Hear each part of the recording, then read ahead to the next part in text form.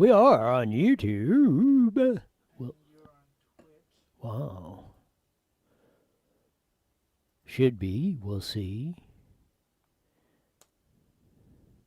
Takes a little bit to get the delay process of making it through there. Oh, there we are up on the old. Ha ha ha!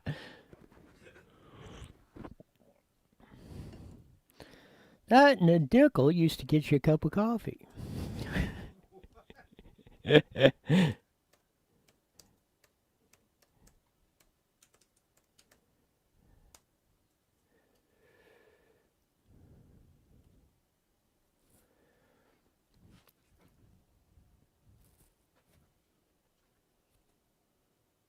See if it'll work this time.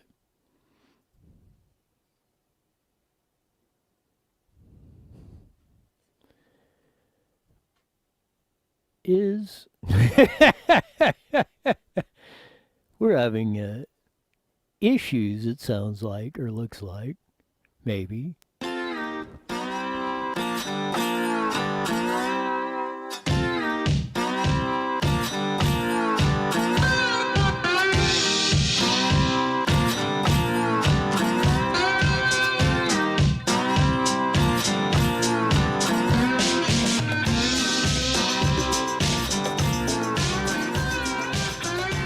There's that funky slide guitar music that comes on every Monday through Friday, 11 to 5 on Newswire on Facebook, Twitch. And it worked pretty good today, YouTube, of that. I came fired off first. The rest of it kind of came in, or at least Facebook, I think, came in kind of slow, but we got her up on there rocking and rolling on this Taco Tuesday going forth. And, of course, there's no shortage of news. We'll address the latest COVID crisis coming out with the Johnson & Johnson vaccine being put in neutral, with Kelly Victory probably coming on in a little bit of that. I know a lot of you look forward to Kelly Victory's insights on that. I know I certainly do. We'll cover a little bit of the Black Panther Party, since it quasi, and I bet you won't hear this on a lot of the others, but you hear about Con Collier's, the BLM chick who just bought her fourth property for $1.4 million in white bread, Topanga, in the ritzy district of Los Angeles. Of that, we'll just review a little bit more of her statements of that for all of y'all who are interested, or even more important, those very special people that write on the comments from time to time, yelling racist and all this other stuff, and you and yada, yada, yada, yada. We'll go back through with Black Lives Matter's leaders in their own words. We'll cover Flip-Flop Fauci, Nancy Pelosi's real deal on infrastructure.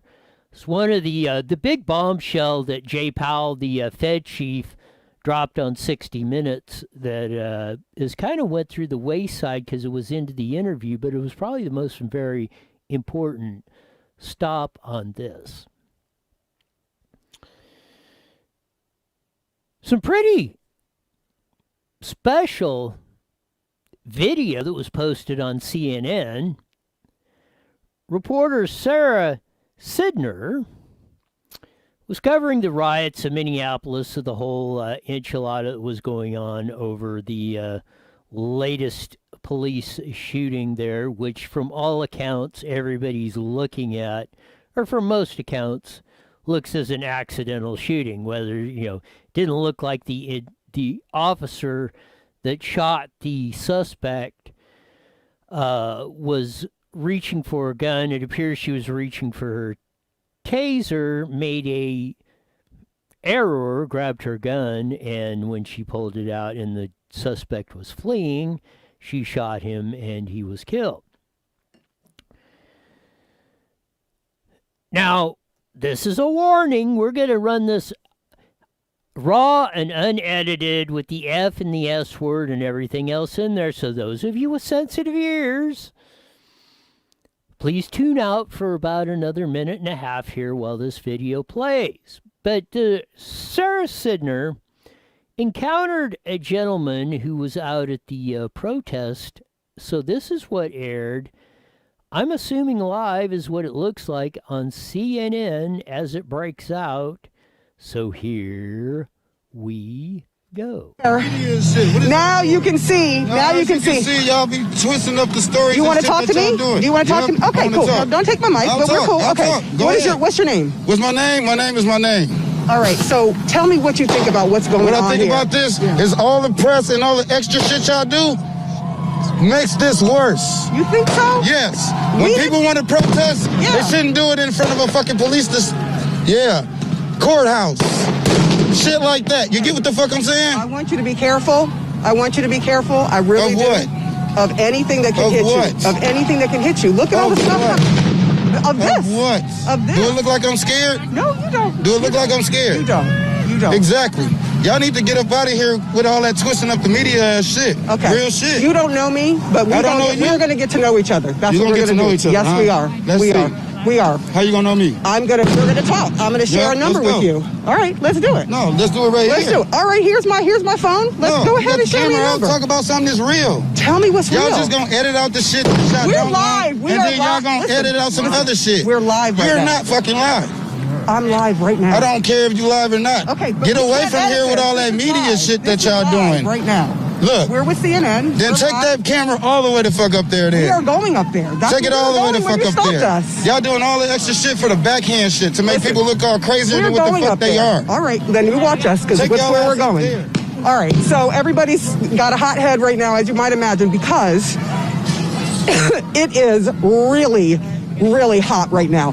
The crowd was. You look there. So there it is in Raw. Now,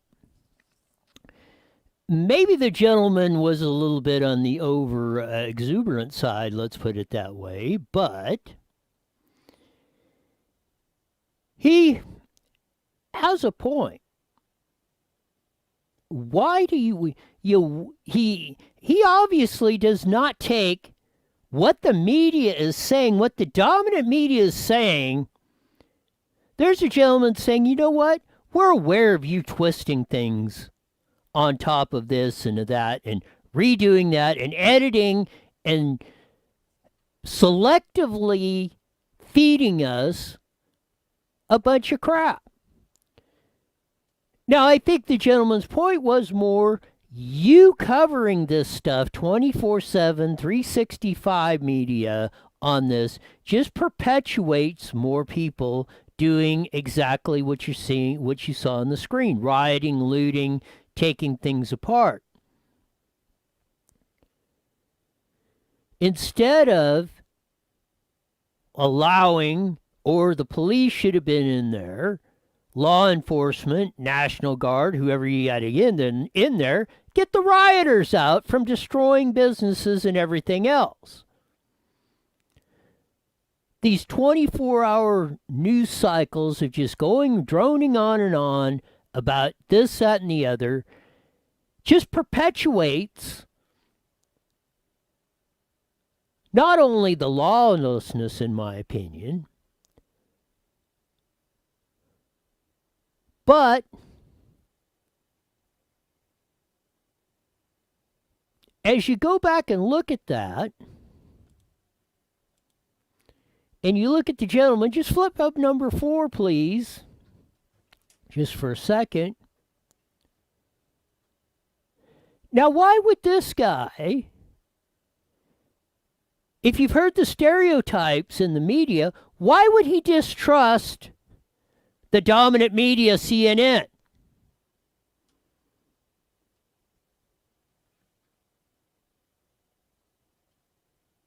Who supposedly are the woke. Oh, we cover the new 24-hour news of record, which they used to be. They used to be a straight news. You just got what the news was, yada yada. There was no opinion or anything else in there.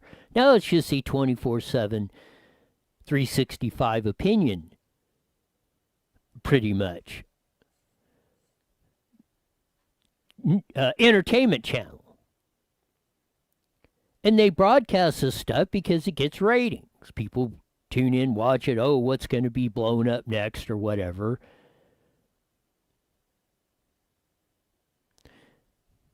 But I really think the guy had a point of what was going on. And why would that gentleman, according to the dominant media, why would he be questioning the media?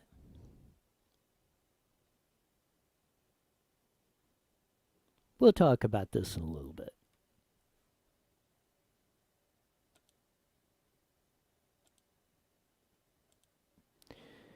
But we get to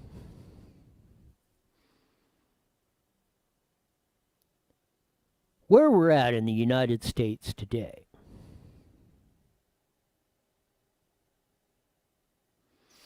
Gas is $4 a gallon, headed to $5. If you've been to the grocery store lately, prices are going through the roof. Electricity is soaring, water prices are soaring, car prices are soaring, real estate is soaring exponentially.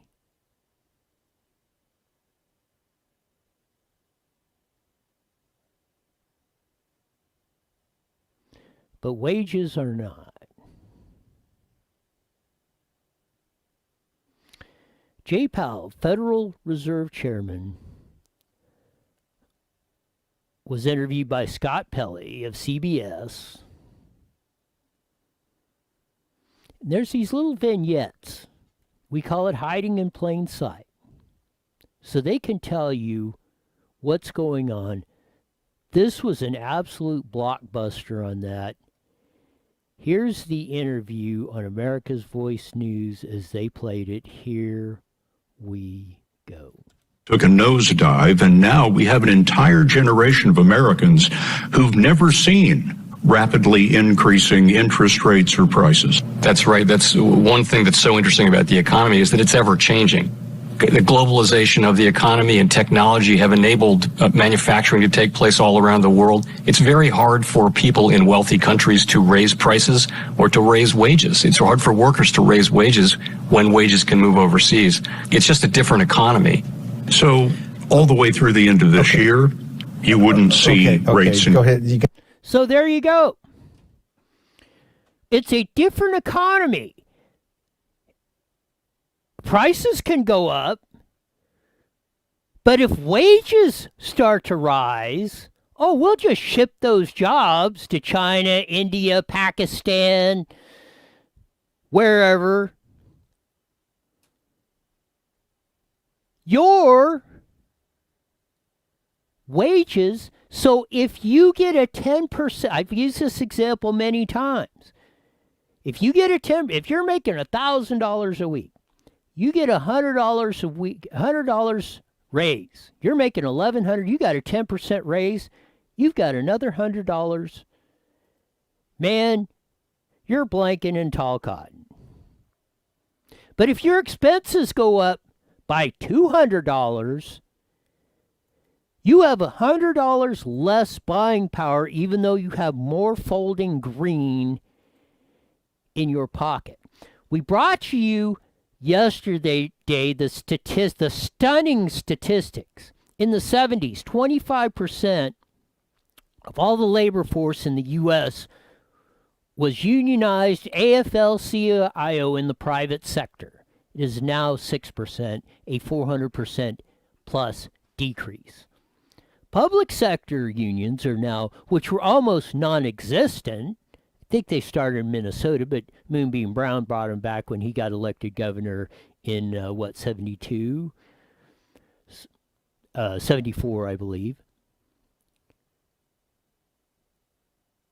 And started the precipitous. Now they are a bigger percentage of the AFL-CIO and more percentage. Public sector unions are a bigger percentage of the union pie than private sector unions. That's in a scant 40 years. Now you see why. Corporate Big corporate America, high tech, wanted to get rid of Donald J. Trump as president of the United States. He stood up to the Chinese. He told Mexico and Canada, we're scrapping this NAFTA trade agreement. We're making it fair. China, you want to screw with us? We'll start putting tariffs on and everything else. Get to the negotiating table and let's get this straightened out. He lowered taxes, reduced regulations, brought manufacturing back to the United States.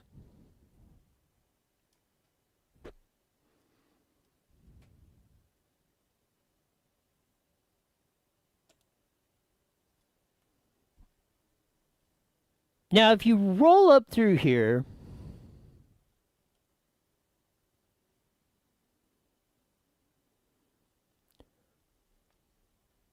one of the iconic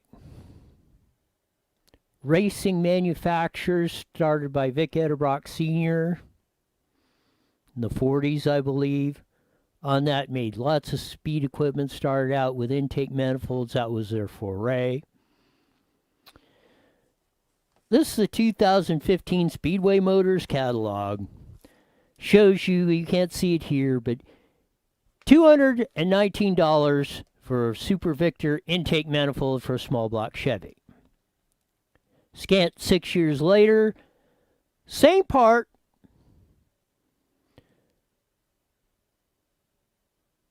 same company, flip up number 4, please. That piece is now $357.95, a 50% increase in price.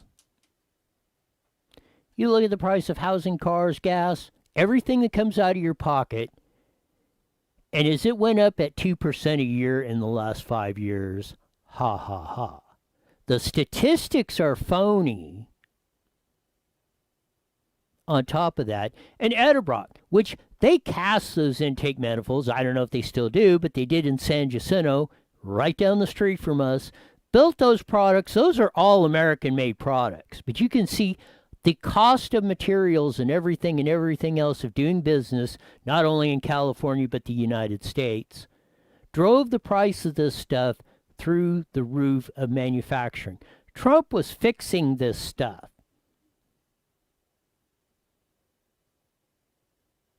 So manufacturing could survive. It was coming back to the United States. That's gone. Along with our border security, our you can see our security. Where's this Joe Biden was going to fix everything? Why are they rioting in Minnesota? Why is the border crisis exploding under his policy? Just fired, which she said she resigned, but she was fired, in my opinion. The one who was running the border with all this so-called stuff going on and when it's blowing up. A lot of y'all weren't around in the 70s when they were talking at the end of that with the 20% interest rates was Carter, but that started under the Nixon administration with the oil embargo, and they called it stagflation.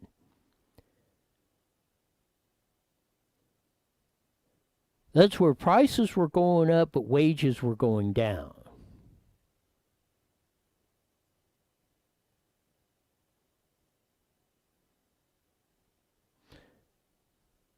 Look at who they're trying to kill the most, California, with the highest unemployment rate, with the strictest COVID lockdowns in the country.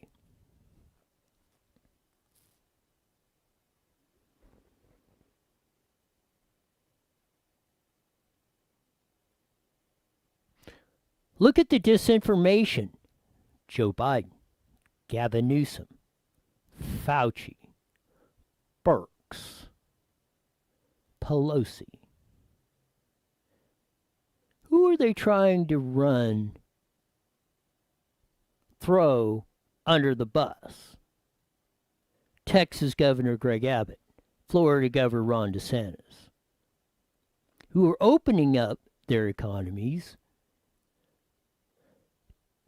not requiring mask mandates. Texas, full stadium in the baseball game, which I am boycotting anyway over the deal.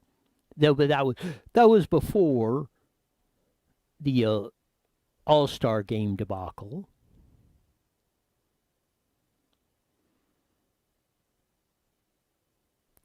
This is what you got. This has been our economy. This is what China's been doing. With the help of the Biden crime family. Coming up, either stealing our intellectual property, ripping off American citizens who sweated, built products, they would take them away. Flip up number 4, please. You can take that same, almost a Chinese copy of that manifold will sell for a little less than $200 made out of China. That's what's killing our economy. In a real world,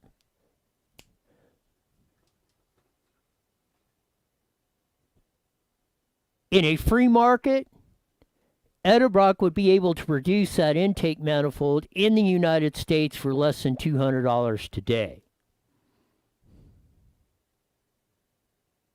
They make it impossible to do.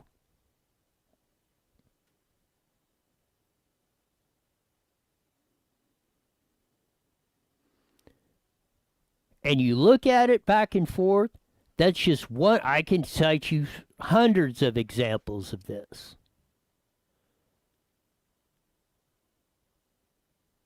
I mean, we ran out the aerospace industry in the 80s in Southern California. It was our bread and butter.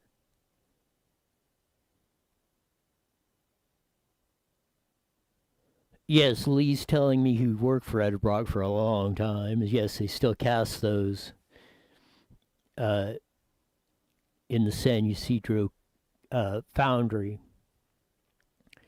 But this is what's, and I can tell you, Speedway Engineering, which builds quick change rear ends. They can only build aluminum in California, where they've been since Frank Denny started in the 60s.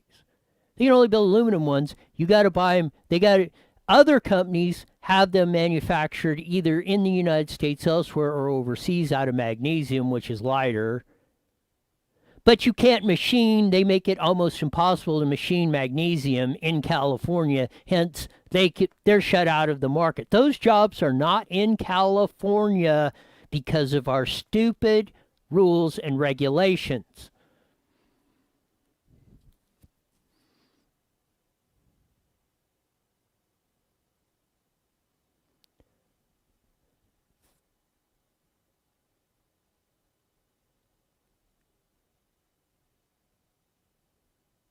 And it's only going to get worse if we allow it.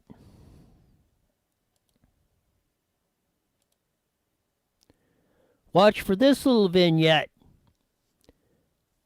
coming up.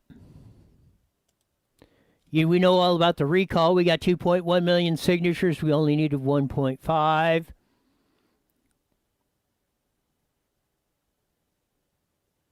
Flip up number 4, please. Kevin Kiley, Assemblyman, who we've had on the show many times. A bill to expose the name and addresses of everyone who signs a recall petition just passed the Senate Elections Committee. California's Counter-Enlightenment March is on.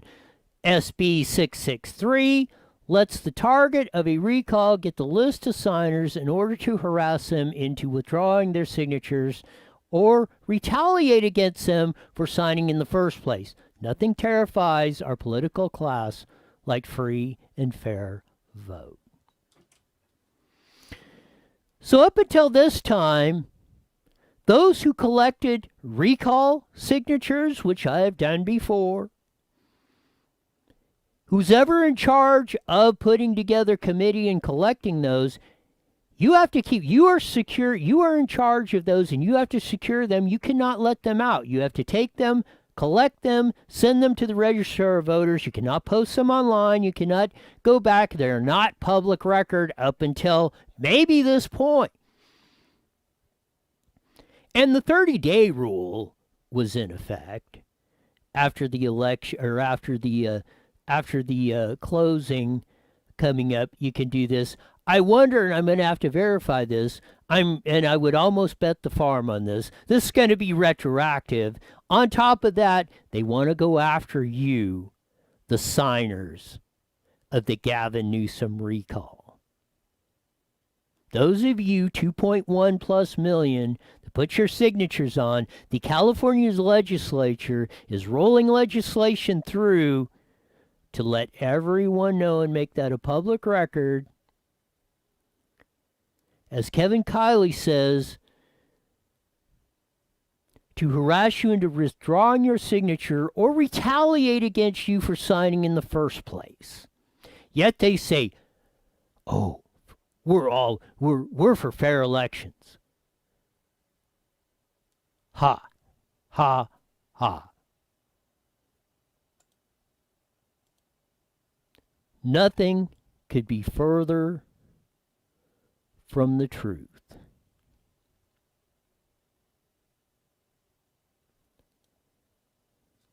Of course, the Patrice Kahn Cullors, the co-founder of Black Lives Matter, self-processed Marxist organization, and her fourth home purchase of $1.4 million in White Bread, Topanga, California, very ritzy area.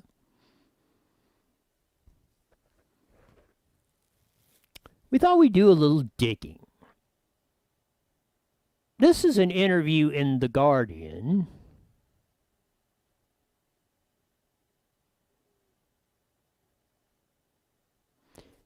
Flip up number 4, please. And they're doing a Q&A session with Miss Kahn Colliers. Who would you invite to your dream dinner party? The cast of Black Panther. If you go back in time, where would you go? To when Huey P. Newton started the Black Panther Party.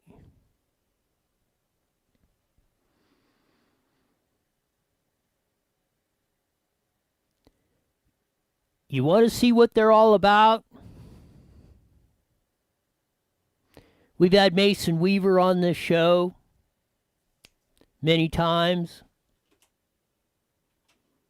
He was a member of the Black Panther Party. They were Marxists.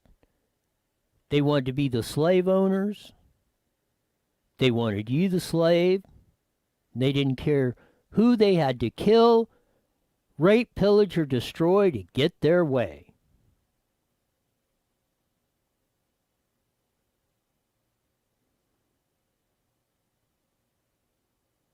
And of all the places and all the people and all the organizations that Kahn Cullors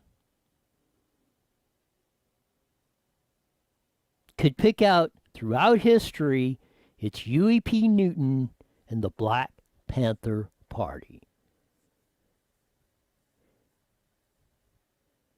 If that doesn't woke you, nothing will.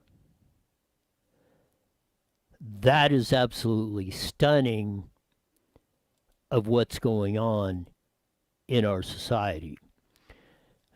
I just wanted to flip this one up before we get to the bottom of the hour on Kelly Victory.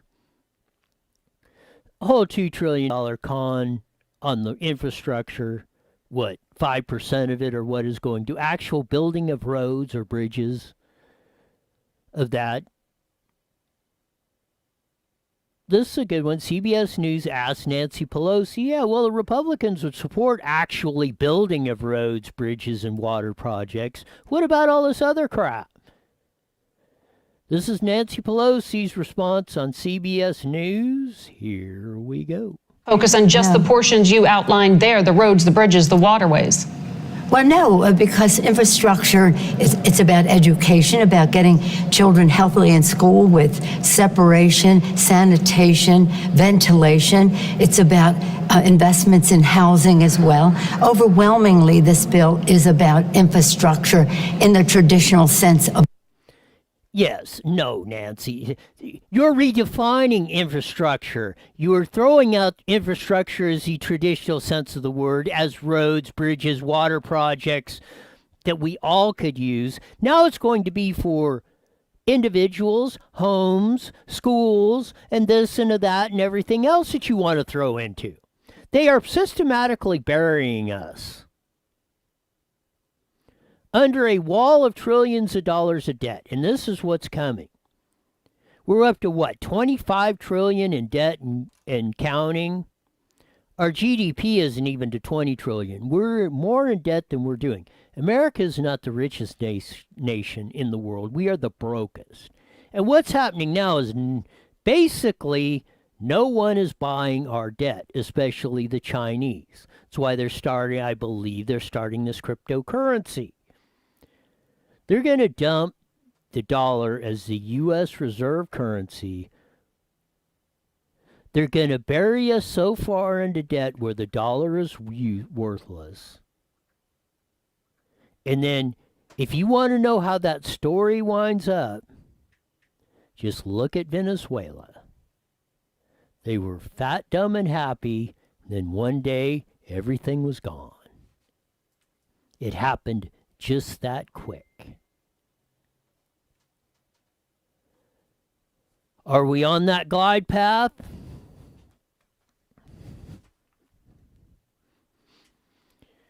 Who knows?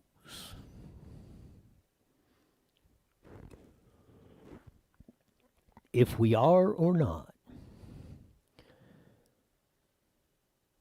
But it's going to be a very interesting ride as we go forward in this whole scenario for what we're doing in that.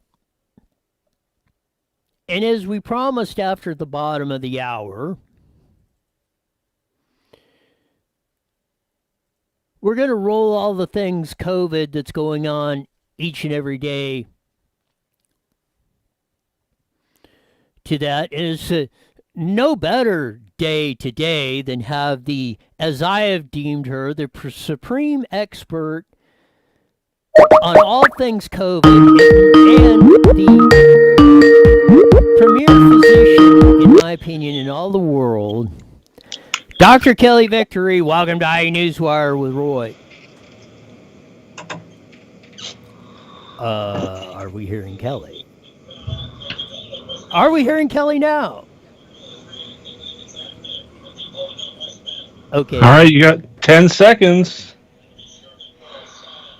That's 951-224-9000. 951-224-9000. Hey, Roy. IE Newswire Daily is on the air.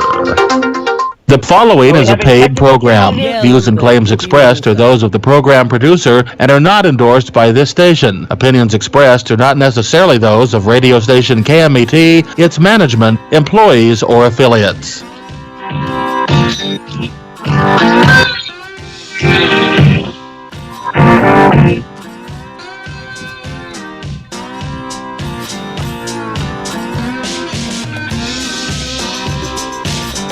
There we go as we finally get this half hour kicked off on the Mighty Met KMET on that. I'll have to redo my great introduction because it probably isn't going to be for no various reasons today with the breaking news that's coming on. But again, to break it all down, as I said, we have the premier physician, I say, in all the world and supreme expert in everything COVID-19 and everything else, Dr. Kelly Victory. Welcome to Newswire with Roy. Hey, happy to be with you as always, Roy, particularly given, as you said, this really breaking news with regard to the vaccines. Yes, it seems like the old Johnson & Johnson vaccine got a big put in the old manual gearbox into neutral, and we put a whole big stop on it. They didn't pull it, but they put a stop on it. Fill us in on the details, Dr. Kelly Victory. Yes, well, to be clear, they are currently in the penalty box, as you said, or in a timeout. And this is as a result of a number of cases of a very unusual type of blood clot that occurred following the J&J vaccine. A total of 6 patients, all women, incidentally, between the ages of 18 and 48, developed this very rare blood clot. And although it is unclear, it hasn't been fully determined whether or not it was related or caused by the vaccine, it's certainly highly suspicious, particularly given the fact that we'd seen some incidents of these types of clots following the AstraZeneca vaccine, which uses a similar vaccination technology platform. These blood clots, Roy, are not what people normally think about. You know, most people, when you think about developing a clot, they're aware of the clots that you might develop in your calf after sitting for a long time, those sorts of things. These are clots that are called cerebral venous sinus thromboses. And what that means is it's a clot that develops in the venous system that drains blood away from the brain. So it's a form of a stroke. And it can be anywhere from mild to very, very severe. And we know that at least one of the patients who developed this following J&J died, and another is in critical condition. I think, and I don't know where I heard this, but I think a certain doctor was warning that this whole vaccination thing was rolled out way too quickly. And I think there's something about being test guinea pigs for this on that. Well, yeah, and Roy, again, you know that I am certainly not an, quote, anti-vaxxer by any stretch. I am very pro-vaccine in general, but vaccines are highly, highly complex things. And there's a reason why the average vaccine takes between 4 and 6 years to come to market, if it ever comes to market. An awful lot of vaccines are pulled midstream because of bad adverse events like these. So the fact that all 3 of the current COVID-19 vaccines that we are using in the U.S., none of them are FDA approved. They all are still in the experimental stage. They're being used only under an emergency use authorization. And so therefore, unfortunately, whether people like to think of it this way or not, people taking the vaccine right now are test subjects in a vaccine trial. And I'm not sure that that's been made abundantly clear to people. I absolutely respect anyone's decision to take a vaccine. I think people should make a calculated decision based on their own healthcare record, you know, their own personal risk of COVID-19 and having a bad outcome, and their sort of their appetite, if you will, for taking risks of something like this. Many people, if it's really explained to them fully, I think would choose not to take the vaccine at this time and wait until we get more data in. Adverse events like these, of these blood clots, that's something that would normally be found during the rigorous testing process that these things should go through prior to being released to the public. That's part of the FDA approval process. So many of these things would have been picked up, I believe, during testing had that actually happened. So this is what's disturbing, as I usually do when they have a general public meeting at the Riverside County Board of Supervisors. I ventured down there to give my 3-minute speech, but before that they have the COVID update. And Chair of the Riverside County Board of Supervisors, Karen Spiegel, they're talking about vaccines, and she's saying, well, she's talking to the new head of health official over there or whatever. Well, if more people were educated on the benefits of vaccines, more people would take them. And I'm thinking exactly, and I hadn't even heard of the Johnson & Johnson being put in neutral yet. And I'm thinking, you know what? why don't you give them the information that they might be test subjects in the greatest experiment probably in the history of the world, if not in the United States, probably if not the world on this stuff? Why don't you tell them, why don't you give them all sides of the information, not just the side you want to push? That's what I think is very dangerous in this, Dr. Kelly. It absolutely is dangerous, and informed consent is a critical component, Roy, of any medical experiment. That means the person who's participating needs to fully understand, number one, that it's experimental. They need to understand, number two, what are the possible risks or side effects if we know them, and if we don't know them, that needs to be relayed to them as well. They need to have the option to not participate or stop participating whenever they choose. And that's why, because none of these vaccines are FDA approved, because they're all experimental, it is illegal right now for an employer or any organization to mandate that you participate. We aren't allowed to force people, whether it's through an absolute mandate or by coercing them, shaming them, otherwise pushing them to do something that they otherwise wouldn't want to do. And I fully respect, as I said, anyone's decision to go ahead and get vaccinated, but I think they need to do it with, eyes wide open and not be fooled into thinking that these vaccines have been fully vetted, that we know what the long-term side effects might be, because we simply don't have that information available. That's what myself and many others said. If you want to take the vaccine, that's fine. Don't mandate it along with masks or anything else. But again, like I said, let's stop with the disinformation campaign, or why don't you tell everybody? Why don't you have on your public service announcements and all this, or your speeches, or the health officials saying, this is still very experimental, and things could go radically wrong with this. There's a lot of things we don't know, and the reason why it usually takes a long period of time before a vaccine is approved for general use of the public to be given. It's, it goes through trials and testing and this and verifications and peer reviews and a whole, you could explain it a heck of a lot better than me before we do this. Now we're just like, wham, bam, thank you, ma'am, here. And if you don't take it, well, maybe you like public shaming or vaccine passports, or you can't do this, that, or the other, or we're going to have the separate section at the sporting events or in the grocery store for the people that have the vaccine and those that don't, and on and on and on. This is what really troubles me, Dr. Kelly. Well, and it should trouble you. And to be very clear, both Pfizer and Moderna use that messenger RNA technology. We have never, in the history of medicine, had a safe and effective mRNA vaccine. It's never been done. It's been tried many, many times. And every time in the past, the trials have been pulled before the vaccine was ever released to the public, because they've had overwhelming adverse effects.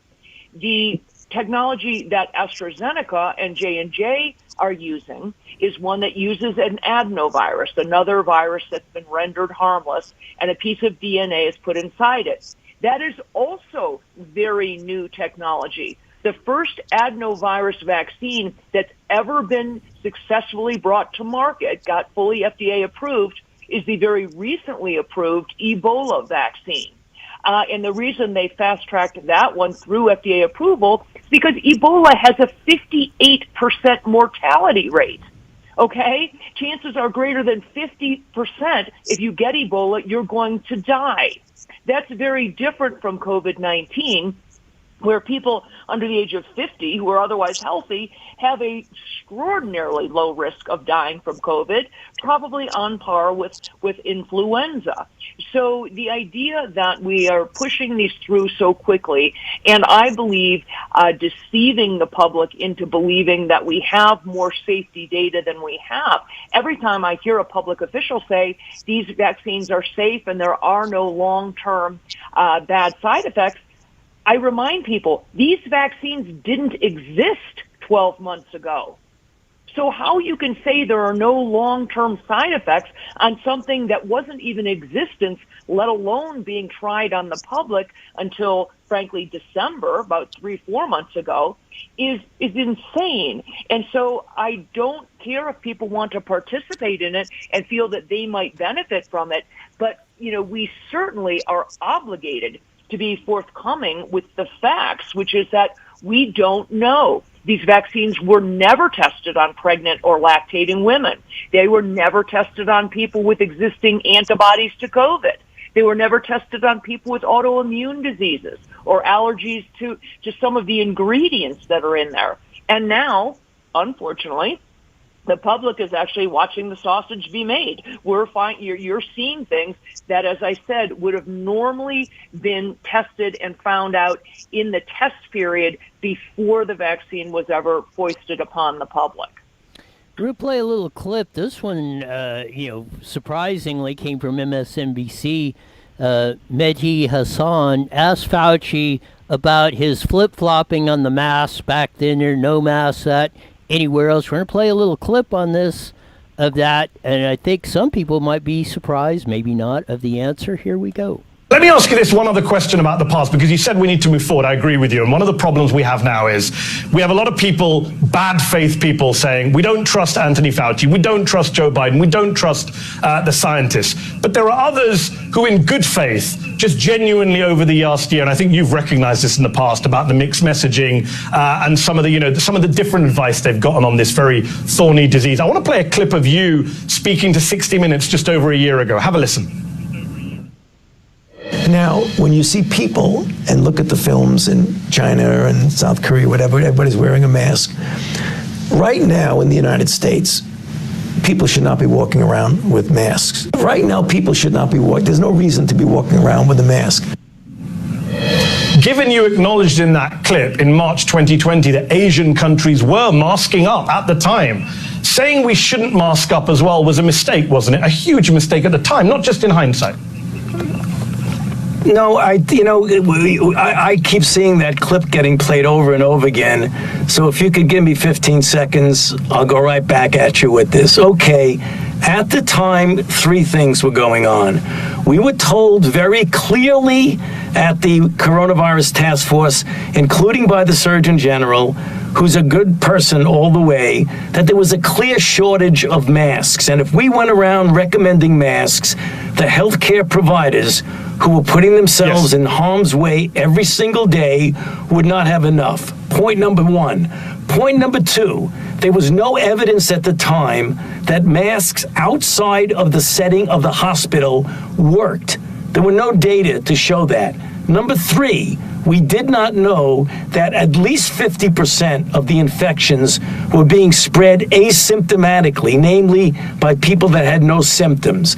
That's the reason why, at that time, I and others made that statement. Fast forward a month or 2 after, A, it became clear there was no shortage of masks. In fact, cloth mask works. B, we started to see rather substantial data that masks outside of the setting of the hospital work. All right, Dr. Kelly, is that not unbelievable or what? It is unbelievable, and what he's saying, frankly, isn't true. What he's saying with regard to that, we know that there are some studies showing that 50% of spread is, asymptomatic spreaders. Show me that study. Show me one study. In fact, the opposite is true. We have multiple studies that show that asymptomatic spread, if it occurs at all, is extremely uncommon. We know, for example, that masks don't work. Despite what he is saying, we have a number of studies, probably upwards of 10 now, that prove that masks don't work to stop the spread of this virus, just as we've said and known from the very beginning. So, unfortunately, Dr. Fauci is being called to task for the constant flip-flopping, the constant giving of mixed messages. And unfortunately, what's happened now with the vaccines, Roy, is going to do more than anything to plant the seeds of vaccine hesitancy. Had they waited an adequate amount of time to get the testing done, made a determination that these vaccines were in fact truly safe, didn't have a bunch of bad adverse side effects, they wouldn't be in the pickle they're in now with first AstraZeneca and now J&J. And I won't be surprised at all if the other two, Pfizer and Moderna, end up getting put on ice as well once the multitude of adverse events comes to light. And unfortunately, when you do that, when you roll something out too early, it has bad side effects, gets pulled or put in a delay, that vaccine hesitancy will roll over into other vaccines. Pretty soon, people say, you know what, I don't think I want to get my kid vaccinated for chickenpox or measles or polio, because you remember what happened with that COVID-19 vaccine, and they don't understand the difference between a vaccine that's been fully tested, fully FDA approved, and these that have been rolled out simply too quickly. And this is, correct me if I'm wrong, but this would be my understanding of it.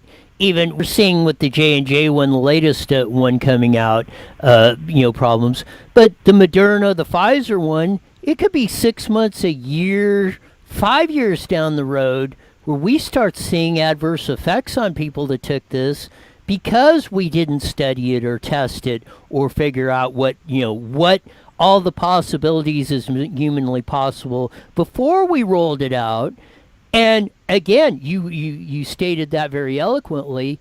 If this thing backfires, which it's starting to look like it is, then everybody's the next time it rolls out, everybody's going to say, no, thank you on this. And then we could really be in a pickle on something.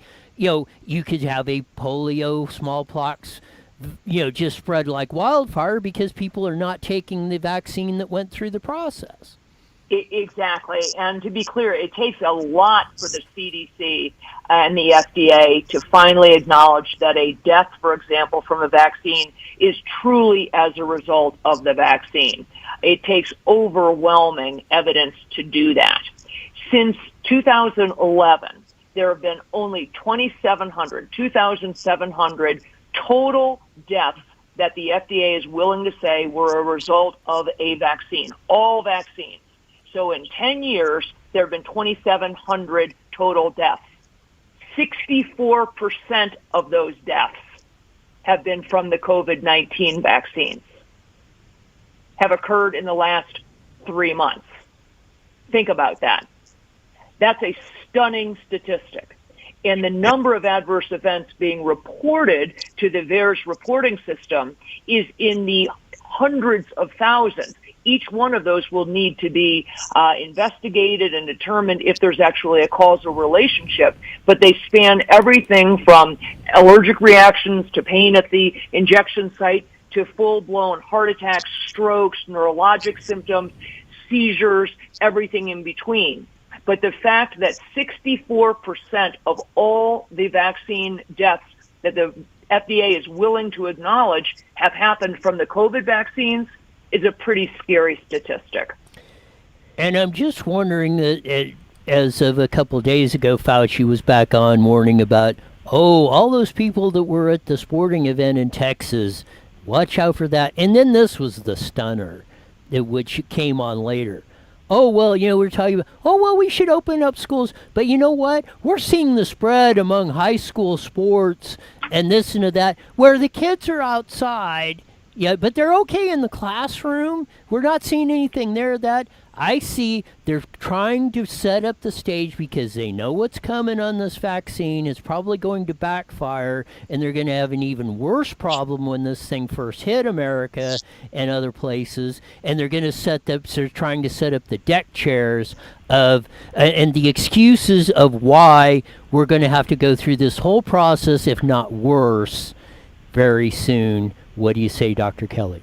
No, I fear the same. And although Gavin Newsom has been talking about this, full opening in June, I think that will likely be the ever-moving goalpost, just as it's been for the past 14 months.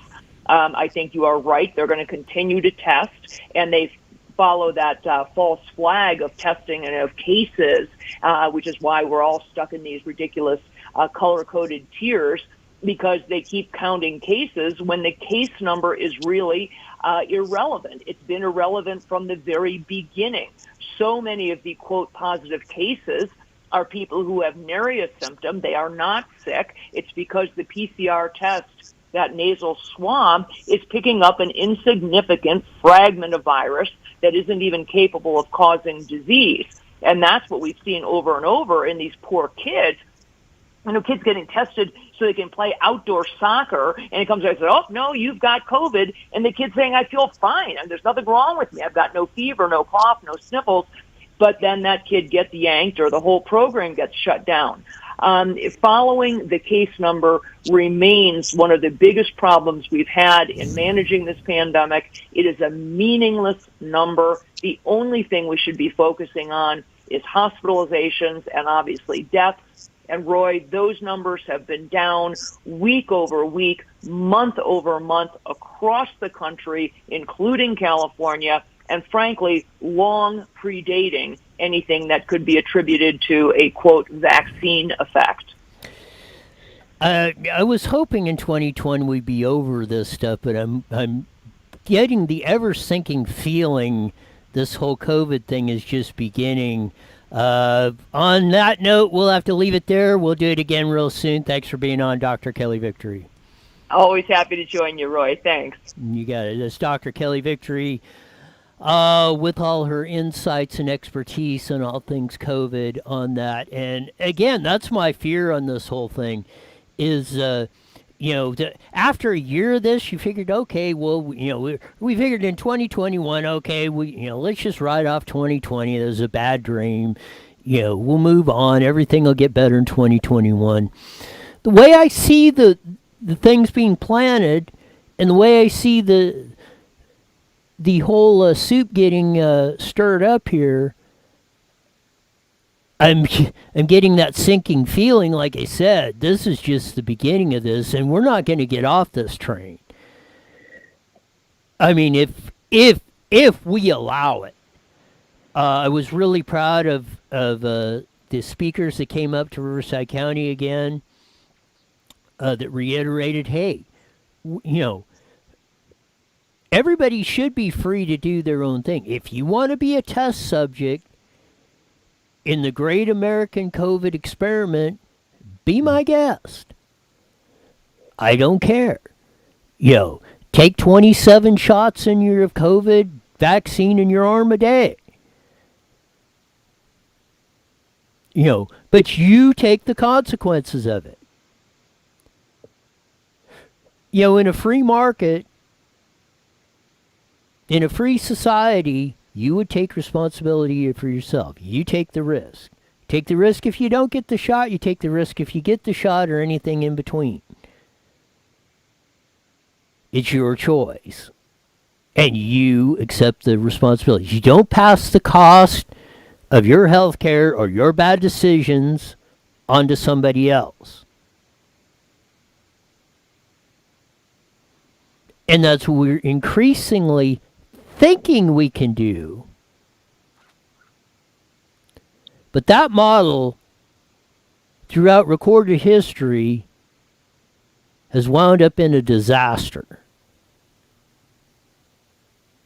I don't get the Stalins, the Hegelisms from the 1500s, to the pings of the Chinese now. That's what they do to control you and set you up. They promise you the moon. We'll take care of you. Till that day of reckoning when there's nothing there. Like I said, what is 100% of zero? Boy, gosh. Jesse said too, man, if that isn't proof our public education needs some reform, I don't know what is. We'll be back hopefully tomorrow with Desiree Payne. We'll go over the gun issue of that. Till tomorrow in 23 hours. See ya.